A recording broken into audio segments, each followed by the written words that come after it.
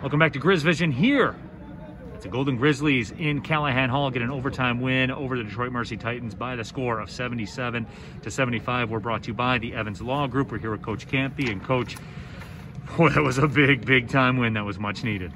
God, you got that right, Neil. We really need this group of kids. Really needed it. What we've put them through, and then to have the rug pulled out from under them that they were going to get to open at home, and on Tuesday night or Wednesday, and find out we're just not going on the road. We're going to Detroit.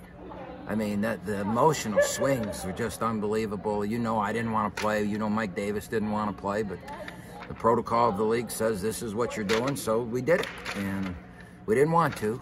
And you know, a funny thing about that is, I said that to you on the radio show, is somebody was going to win and somebody was going to lose. And so the team that was going to win was going to be happy, and the team that was going to lose was going to be saying, you know, but I want to counter and say neither one of us wanted to play this game. And we did play it. We found a way to win it. It was hard. We did a lot of bad things, but we overcame them this time. And there was some really good defense played by both teams. Their length and their size in that zone is, wow. As they get those kids, and those kids figure out, you know, how to play, and Mike gets practice time with them and everything, that's going to be a really good team. So we're going to look back at this and say this is a hell of a win for us.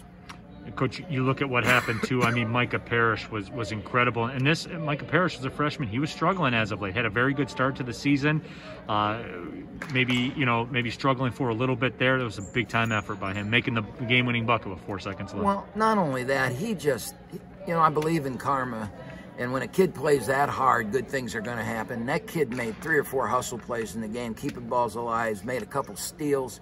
Micah deserved to make that play.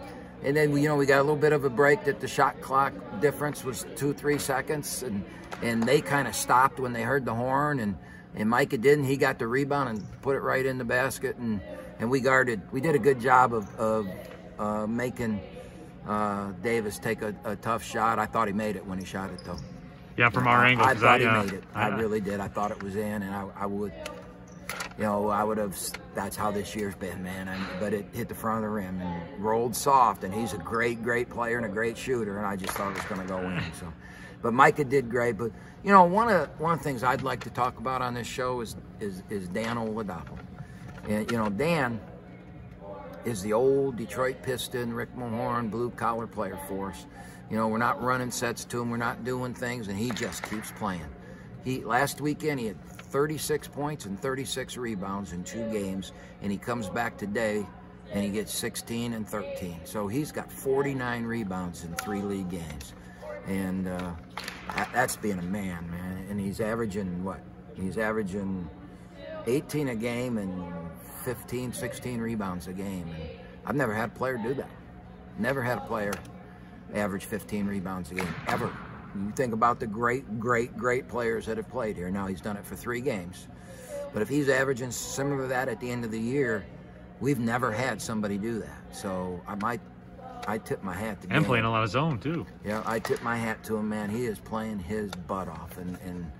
And these kids need to be rewarded, and I'm just really happy that we got a reward. Another name of that ilk too, Zion Young. I mean, here's a guy that was struggling shooting the basketball, and this guy's got a resume, man. The Simeon product out of Chicago.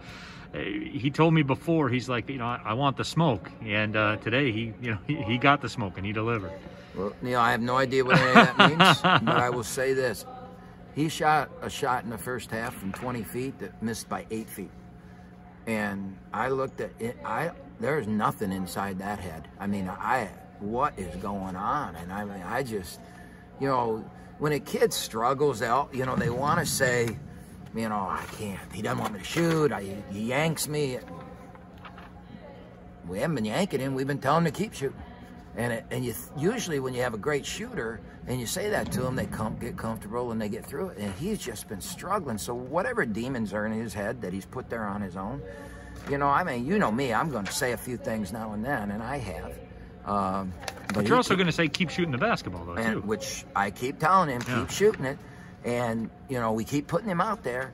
And I wasn't going to put him out there. I was done with him at halftime.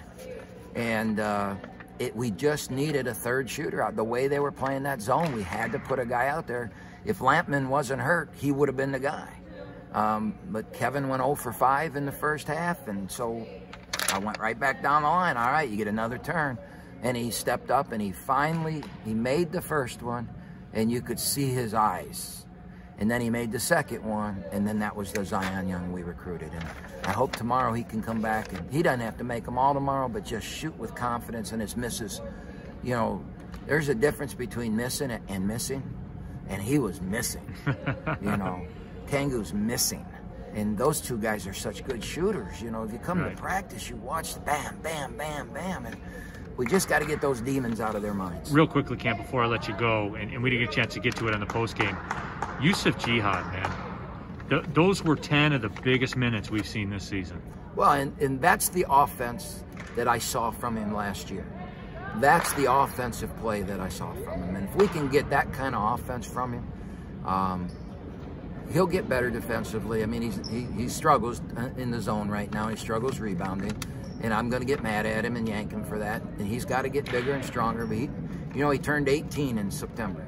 He's not a real old kid. Yeah. And he's long and he can run. One of the greatest kids you'll ever meet. But he can really score the ball. And the struggle has been in his mind too. And tonight he scored the ball.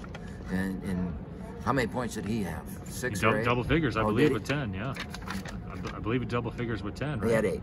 He had 8? Okay. He was 4 or 6 from the floor. He had 2 rebounds. And he played almost 10 minutes. So, yeah, it was good to see. And the more minutes he gets, if he does more of that, he's going to get more minutes because we got to rest Oladapo. We got to rest Trey. All right, Camp, it's great and everything, but we're going to do it again in about 20 hours. Nobody's going to remember tomorrow. We come in here and crap it up. Nobody's going to remember this. So we got to come back tomorrow and play it. We're ahead at halftime right now. That's all. Thanks for the time. Yeah.